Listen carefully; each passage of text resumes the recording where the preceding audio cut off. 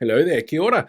With thousands of people crossing the Auckland Harbour Bridge on Wednesday as part of Hikoi Mō Te Tiriti, well, the event disrupted a lot of people, which is the point of a protest. Limiting a major transport corridor in our larger city is always going to cause disruption. And it was evident on social media just how many people were upset at being inconvenienced. It showed up on media outlet comment sections in local Facebook groups, lots of complaints, and usually the same ones over and over. And a lot of those narratives are direct results of what we call colonial and post colonial narrative theory. Colonial narrative theory is the understanding that colonizers created narratives around indigenous peoples that tainted the view of colonizers towards those indigenous peoples. And post colonial is about how people continue those narratives after the initial shock of colonization is set in and the newly dominant culture has asserted itself and maintains the narratives that harm indigenous peoples. When colonizers first arrived and began creating newspapers, they were made with an aim of speaking directly to colonists, and there are numerous examples of that being used to vilify Māori.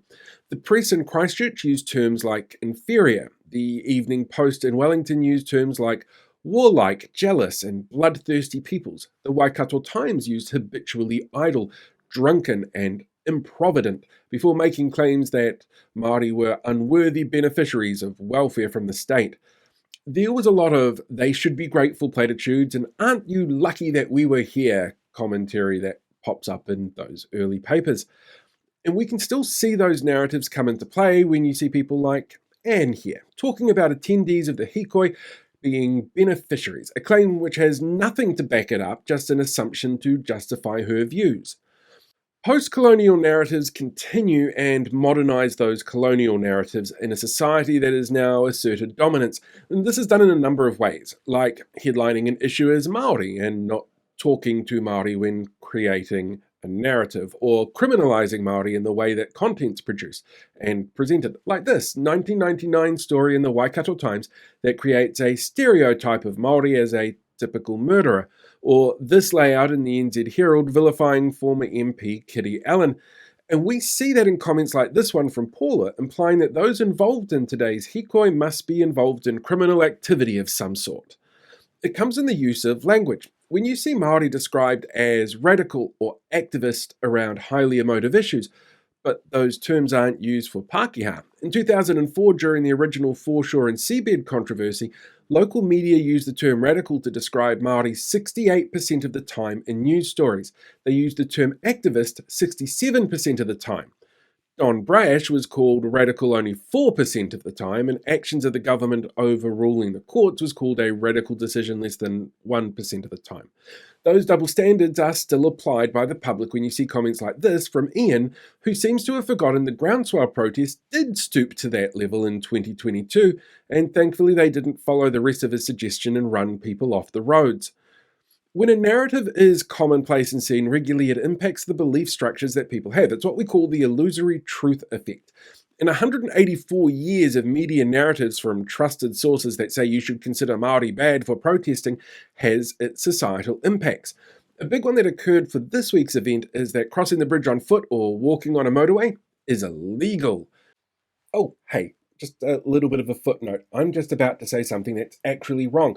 I said in the version I recorded earlier that everybody I mentioned had a permit to be able to cross the Harbour Bridge, but it turns out that's not true. Brian Tamaki never got a permit for his Freedom and Rights Coalition protest that walked across the bridge in 2022. The police offered protection once it started out of safety concerns, but he never got permission for it, which might explain why there's also conspiracy theorists like this dude here going, well, people who get permits are obviously loved by the government, because that's how free speech works. Anyway, that's not true. Brian Tamaki never got a permit to cross the bridge. Now, if only there was some kind of consequences for his action. Oh, look, a court case.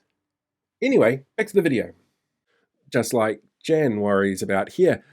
But did those people question Brian Tamaki and his political party when they did it in 2022, or when cyclists did it in 2020? Or groundswell slowed people down on their tractors in 22, or a few weeks ago for the Auckland Marathon? One thing that they all have in common, including this week's hikoi, is that they all had permits in place through official channels, but only one of them was specifically related to Māori. We see similar examples cropping up around education. David Seymour himself used education as a reason people shouldn't attend the protest. He's done this before as well when climate protests occurred, and that repeated narrative finds its way into public discourse, with the likes of Doyle here clearly concerned about European ideals of educational needs, while using the wrong version of their, but ignoring cultural needs and perspectives for many being involved in the Hikoi who feels it gives them a voice against a law change that undermines the foundations of the country that's been built on and threatens its future from a government that has been systemically winding back changes that have been hard fought for to help ensure equitable treatment, outcomes, and identifiers within our society. There's even a method of post-colonial narrative that directs attention away from the issues being presented. In 1975, the Auckland Star covered Dame Fina Cooper's original Hikoi over the bridge as a concern about the structural integrity of the bridge, without mentioning the cause of the reason for the Hikoi. At least this time, Radio New Zealand mentioned the reason for the Hikoi before talking about the bridge swaying and rocking under the weight of the protesters. Looking at the way that narratives have been used for centuries to define the world around us and the variety of people inhabiting that world, and knowing that media narratives shape worldviews in an ongoing way, in large part because of its ability to be mass distributed, regularly means that we can look at how those narratives have evolved from the colonial to the post-colonial era and the ongoing harm that they've caused and continue to cause. And as enlightened as we may feel we are as a society and as a country, there are clearly people out there who are still influenced by those narratives. And thankfully, there are people willing to stand up and fight against them and the harm that they cause.